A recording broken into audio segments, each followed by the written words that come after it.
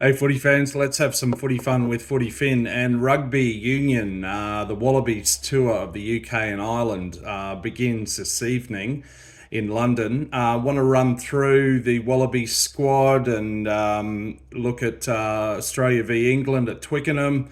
Um, Make a prediction and see how it all is shaping up. You can let me know what you think, if you agree or disagree or whatever. But look, let me just say, of course, the All Blacks began their tour at a good time. They warmed up with a game against Japan. They then beat England narrowly at Twickenham in London last weekend, and they've just beaten Ireland in Dublin on Friday night. First team to beat Ireland in Dublin in 3.5 years, apparently. So well done to them.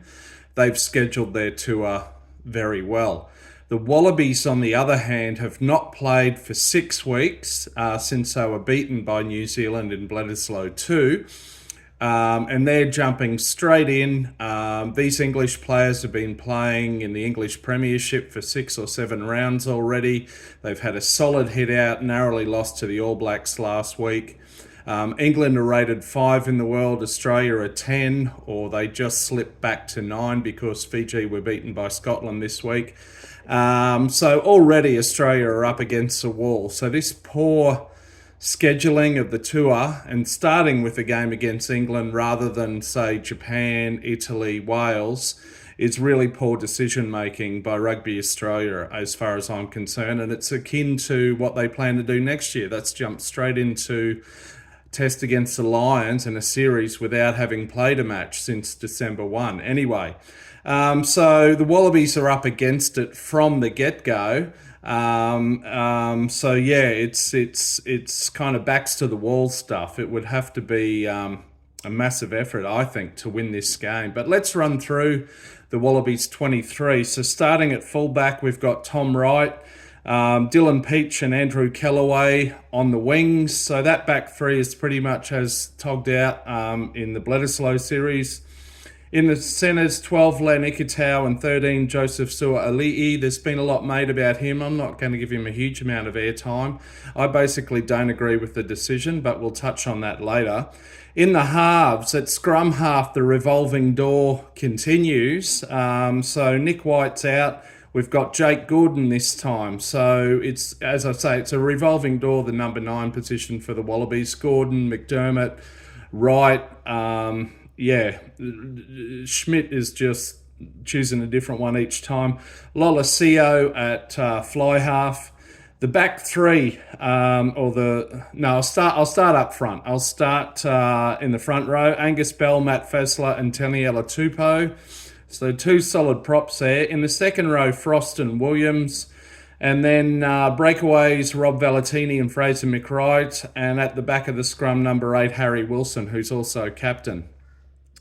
On the bench, Brandon Pangia, Amosa James Slipper, Ellen Ella Alatoa, Lucan Salakai Lotto, Lungy Gleeson, Tate McDermott, Ben Donaldson, and Max Jorgensen.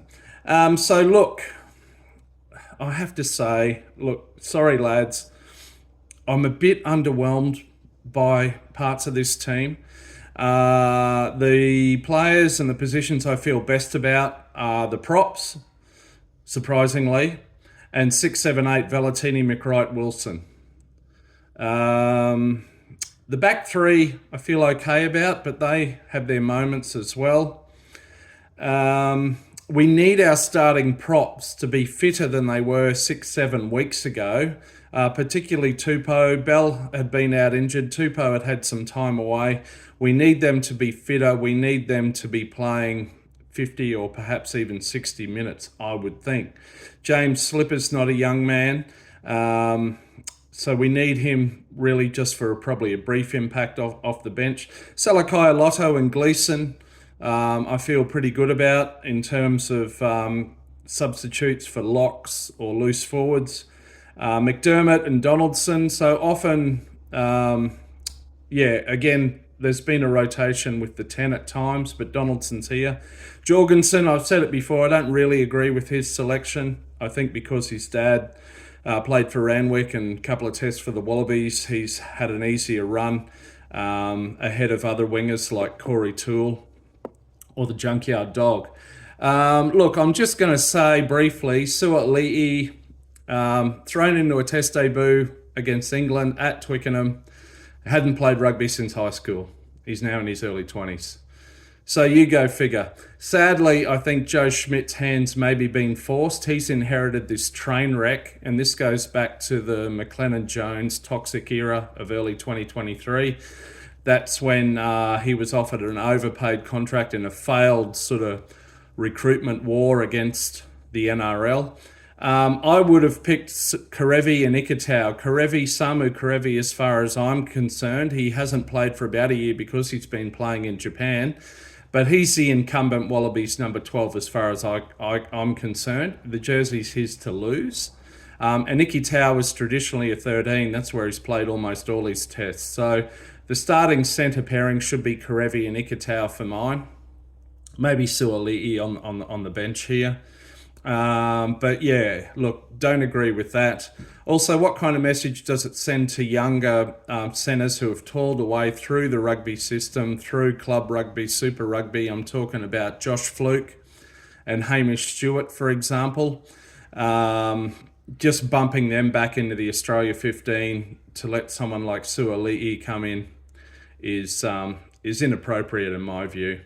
The England team, anyway, on the other hand, are pretty much largely unchanged from last week. So George Ford is still the replacement fly half. He missed a couple of late kicks that could have won the game for England against the All Blacks, but fair play to Steve Borthwick for sticking with him. I think that's a decent decision. Look, they're a very good team. They do play a pretty conservative brand of rugby. But it seems to work. They were in the semi-final of the Rugby World Cup just over a year ago, of course. So look, given all these factors, I really think Australia has no more than a 5% chance or a 1 in 20 chance of winning this game. It could happen. If England have an off day and Australia... You know, the Aussies only arrived over there about 72 hours prior to this match. Some of them are still going to be jet lagged. None of them have played for 6 weeks because there's no national, provincial or national competition in Australia.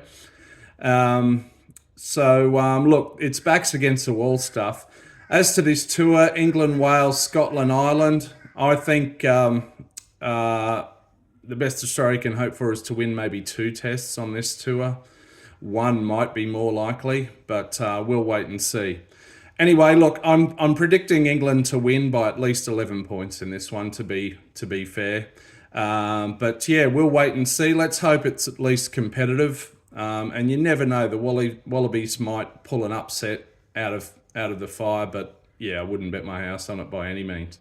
Anyway, till next time, that's me. You might catch me around the back of a rolling mall. See ya. Enjoy the test footy.